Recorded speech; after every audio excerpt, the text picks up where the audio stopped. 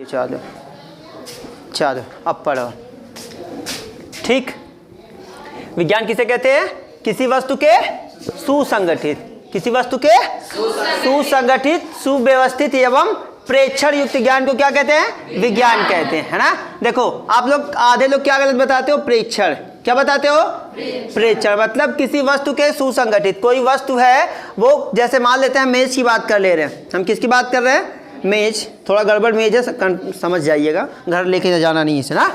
तो किसी वस्तु के सुसंगठित, कोई वस्तु है वो किन चीजों से मिलकर बनी हुई है? सुसंगठित। सु का मतलब क्या होता है?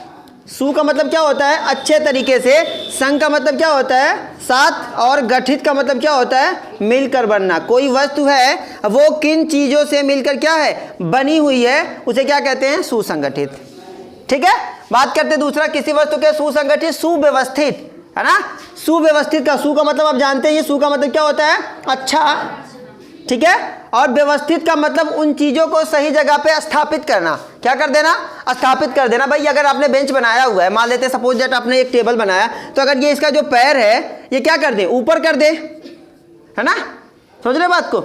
अगर आप इसको ऊपर कर दे तो क्या हुआ? ये उन चीजों को सही जगह पे व्यवस्थित नहीं किया गया। आपने बनाया, इस्तेमाल उन चीजों का किया, जैसे एक मेज बनाने के लिए कील का इस्तेमाल किया गया, लकड़ी का इस्तेमाल किया गया, हो सकता है फाइबर का इस्तेमाल किया जाए, है ना।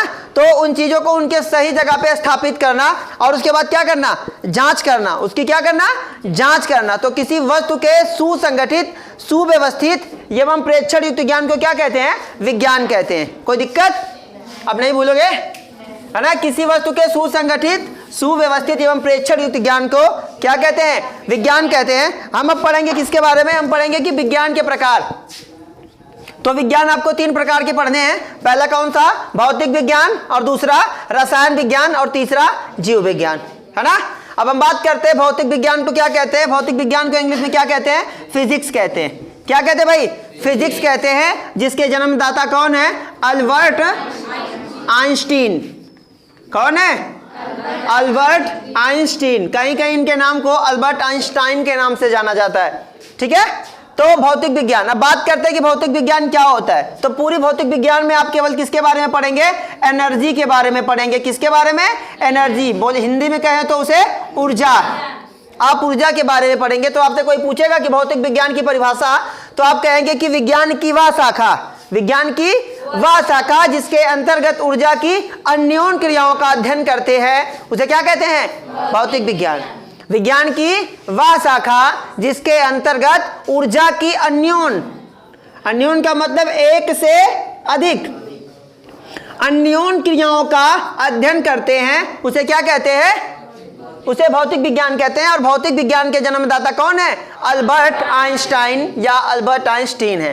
अब बात करते हैं दूसरे का, रसायन विज्ञान की बात करते हैं। तो रसायन विज्ञान को इंग्लिश में क्या कहते हैं? केमिस्ट्री कहा जाता है। क्या कहा जाता है?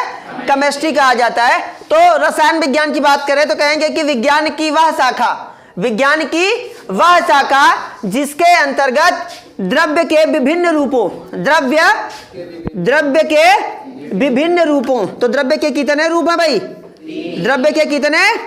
3 रूप हैं। कौन कौन से हैं? ठोस, द्रव और गैस। समझ रहे हैं? जिसको आप अवस्था के नाम से भी जानते हैं। तो रसायन विज्ञान की बात कर लें तो विज्ञान की वह शाखा जिसके अंतर्गत द्रव्य के विभिन्न रूपों, द्रव्य के इन विभिन्न रूपों तथा इनके गुणधर्मों का, इनके गुणधर्मों का अध्ययन करते हैं, उसे क्या कहते हैं? रसायन विज्ञान कहते हैं। समझ में आ रही बात? विज्ञान की वह शाखा जिसके अंतर्गत द्रव्य के विभिन्न रूपों तथा उनके गुणधर्मों का अध्ययन करते हैं, उसे क्या कहते हैं? रसायन विज्ञान कहते हैं। और रसायन विज्ञान के जन्मदाता कौन है? लेवासिये है। कौन है भाई? अलग अलग बुक में ये नाम अलग अलग दिया रहता है। ठीक है। चलिए बात करते हैं आगे जीव विज्ञान की। किसकी बात करते हैं? जीव विज्ञान। तो आप कहेंगे कि विज्ञान की वह शाखा, विज्ञान की वह शाखा जिसके अंतर्गत, जिसके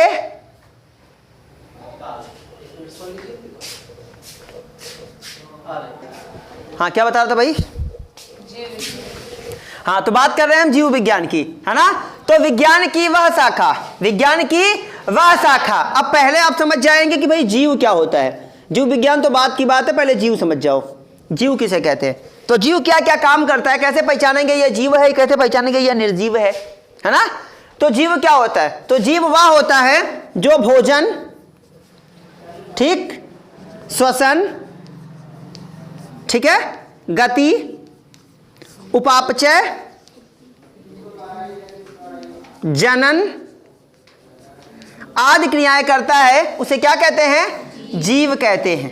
समझ रहे बात को, उसे क्या कहते हैं, जीव कहते हैं। हम बात कर रहे हैं कि जीव विज्ञान की, तो आप कहेंगे कि विज्ञान की वह शाखा, विज्ञान की वह शाखा जिसके अंतर्गत जीव जंतुओं तथा पेड़ पौधों व वनस्पतियों का अध्ययन करते हैं, क्योंकि पेड़ भी क्या है, सजीव है। पेड़ पौधे और किसका, वनस्पतियों का अध्ययन करते हैं, उसे क्या कहते हैं, उसे जीव कहते, जीव विज्ञान कहते हैं। आप कहेंगे कि विज्ञान की वह शाखा जिसके अंतर्गत जीव जंतुओं तथा पेड़ पौधों व वनस्पतियों का अध्ययन करते हैं, उसे क्या कहते हैं, जीव विज्ञान कहते हैं। इसके जन्मदाता कौन है, इसके जन्मदाता हैं अरस्तु।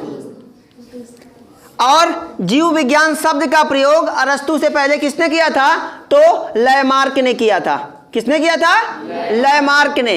इसके जन्मदाता अरस्तु है, लेकिन जीव विज्ञान शब्द का सबसे पहले प्रयोग किसने किया था भाई, लैमार्क ने किया था। यह चीज याद रखिएगा, ठीक है। अब जो जीव विज्ञान होता है उसकी भी कितनी शाखा है भाई, दो। कितनी है, दो। पहली शाखा को हम क्या कहते हैं, जंतु विज्ञान। क्या कहते हैं भाई, जंतु विज्ञान कहते हैं। जबकि दूसरी शाखा को हम क्या कहते हैं, वनस्पति विज्ञान। आप समझ लेंगे पहले कि जीव जंतु विज्ञान क्या होता है और वनस्पति विज्ञान क्या होता है। अब बात करते हैं हम किसकी, हम बात कर रहे हैं कि जीव विज्ञान की। जीव विज्ञान, ठीक है।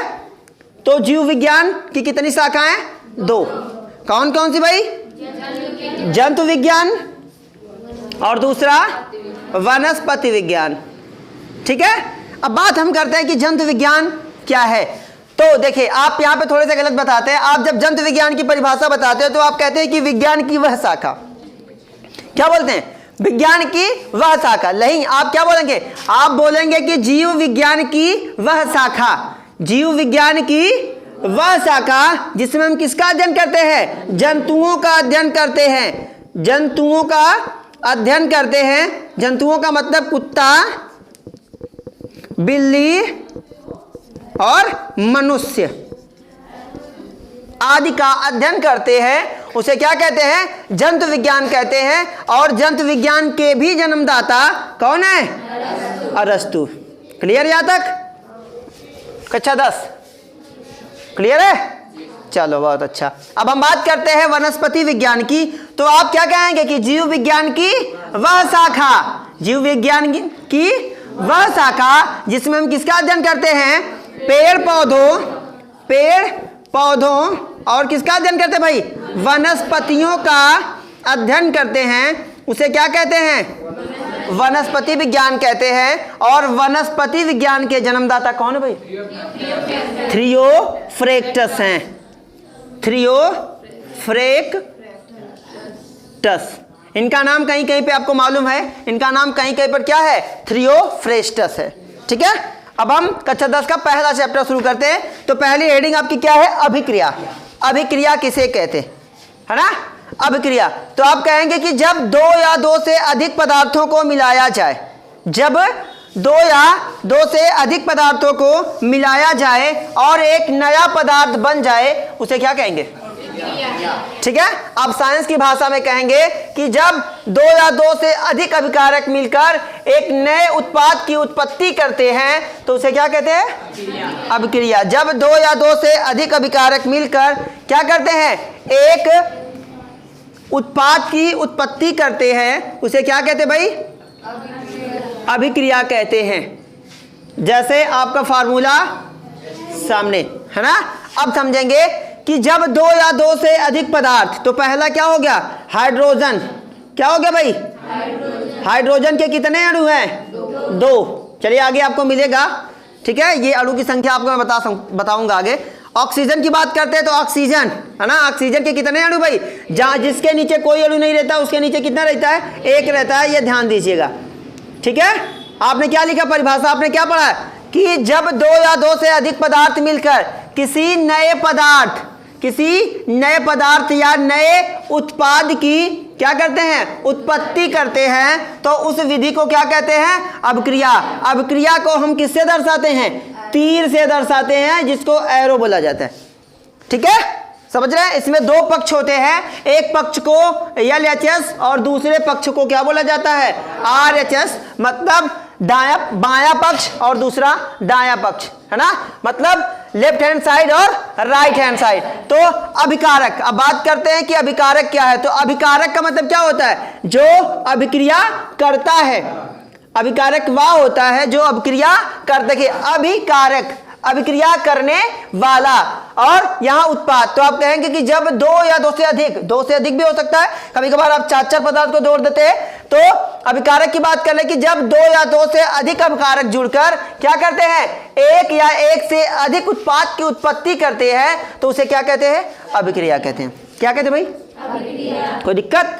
तो आप कहेंगे कि जब दो या दो से अधिक पदार्थ मिलकर किसी नए पदार्थ की उत्पत्ति करते हैं, उसे क्या कहते हैं, अभिक्रिया कहते हैं। अब बात करते हैं कि किसी अभिक्रिया के कितने भाग होते हैं। तो किसी अभिक्रिया के कितने भाग होते हैं, 2 भाग होते हैं। पहला क्या, अभिकारक, ये बायां पक्ष, और दूसरा क्या होता है, दायां पक्ष, जिसे क्या बोला जाता है, उत्पाद बोला जाता है। तो अभिकारक, अब समझ लेंगे कि अभिकारक वह होता है, अभिकारक की बात हम कर रहे हैं, किसकी बात कर रहे हैं, अभिकारक की।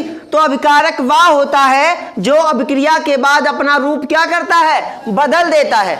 अभिकारक वह होता है जो अभिक्रिया के बाद अपना रूप क्या करता है, बदल देता है, उसे क्या कहते हैं, अभिकारक कहते हैं। ठीक है, अभिकारक वह होता है जो अभिक्रिया के बाद अपने रूप को क्या करता है, बदल देता है। आप देखें यहाँ पे क्या था, वो हाइड्रोजन था, किसके साथ जुड़ा, ऑक्सीजन के साथ जुड़ा, बन क्या गया, पानी बन गया, जल बन गया, है ना। और ये क्या कर दिया, अपने रूप को इसने, देखिए ये भी अपना रूप बदल दिया, ये दोनों मिलकर एक नए पदार्थ की क्या कर दिए, उत्पत्ति कर दिए। तो अभिक्रिया के बाद जो बदलता है उसे क्या बोलते हैं, ठीक है। अब बात करते हैं हम किसकी भाई, उत्पाद की बात कर देते हैं। यहां तक क्लियर है। अब हम बात करते हैं भाई उत्पाद की। तो उत्पाद क्या होता है, तो कहेंगे कि अभिक्रिया के बाद बनने वाले, अभिक्रिया के बाद बनने वाले नए पदार्थ को क्या कहते हैं, अभिक्रिया के बाद बनने वाले नए पदार्थ को क्या कहते हैं, उत्पाद कहते हैं। क्लियर है। अब देखिए ये अभिक्रिया के बाद नया पदार्थ बन गया ना, इधर हाइड्रोजन था, ऑक्सीजन था, और बन गया, क्या बन गया आपके पास, जल बन गया ना। तो अभिक्रिया के बाद बनने वाले नए पदार्थ को क्या कहते हैं, उत्पाद कहते हैं। अब हम बात किसकी करेंगे, समीकरण। तो किसी अभिक्रिया का संक्षिप्त रूप, किसी अभिक्रिया का संक्षिप्त रूप ही क्या कहलाता है, समीकरण कहलाता है। जैसे आप यही देख लीजिए, ये भी क्या है, एक समीकरण है। क्या भाई, समीकरण। समीकरण कैसे समझ लीजिए, किसी अभिक्रिया का संक्षिप्त रूप ही क्या कहलाता है, समीकरण कहलाता है। कैसे कहलाता है वो समझिए। देखिए अगर आप इसे समझाते, वैसे समझाते कि हाइड्रोजन के 2 अणु और ऑक्सीजन के 1 अणु मिलकर किसका निर्माण करते हैं, जल का निर्माण करते हैं, है ना। तो उसे ऐसे शब्दों में ना लिखकर किसमें, समीकरण में दर्शा दिया जाता है, और आप आराम से लिख देते हैं H2+O एरो, क्या बन गया भाई आपका, H2O। तो किसी अभिक्रिया का संक्षिप्त रूप ही क्या कहलाता है, समीकरण कहलाता है। कोई दिक्कत। अब समीकरण भी कितने प्रकार के होते हैं भाई, 2 प्रकार के। पहले समीकरण को क्या बोला जाता है, कंकाली समीकरण बोला जाता है, और दूसरे समीकरण को क्या बोला जाता है। अब बात करते हैं हम किसकी, कंकाली समीकरण की। तो ऐसा समीकरण जिसके दोनों पक्षों में, किसी अभिक्रिया में कितने पक्ष होते हैं, 2। कौन कौन सा, बायां और दायां पक्ष। अब समझेंगे कि अभिक्रिया, ये जो सिंबल, ये जो तीर का निशान बना होता है, ये अभिक्रिया यही पक्ष को क्या करता है, अलग करता है। तो अभिक्रिया के एक पक्ष और अभिक्रिया का दूसरा पक्ष। जब किसी अभिक्रिया के दोनों पक्षों में अणुओं की संख्या क्या होती है, समान नहीं होती, तो उसे क्या कहते हैं, कंकाली कहते हैं। एक तरह से कहें कि जो समीकरण संतुलित नहीं होता उसे क्या बोलते हैं, कंकाली। अब देख लीजिए, इधर हाइड्रोजन के कितने अणु हैं, इधर, और इधर ऑक्सीजन के कितने अणु हैं, इधर। तो ये क्या है, ये संतुलित समीकरण है। ये क्या है, संतुलित है। क्यों संतुलित है? कि जिस अभिक्रिया के दोनों पक्षों में अणुओं की संख्या क्या होती है? समान होती है या बराबर होती है, उसे क्या कहते हैं? संतुलित समीकरण। अगर यही इसकी जगह हम क्या कर देते हैं? H+O और एरो H2O, तो आप देखिए कि एक पक्ष में यहाँ हाइड्रोजन के अणुओं की संख्या कितनी है? 1 है, और इधर कितनी है? 2 है। तो ये क्या कहलाता? कंकाली समीकरण कहलाता। ठीक है, समझा गया? चलो।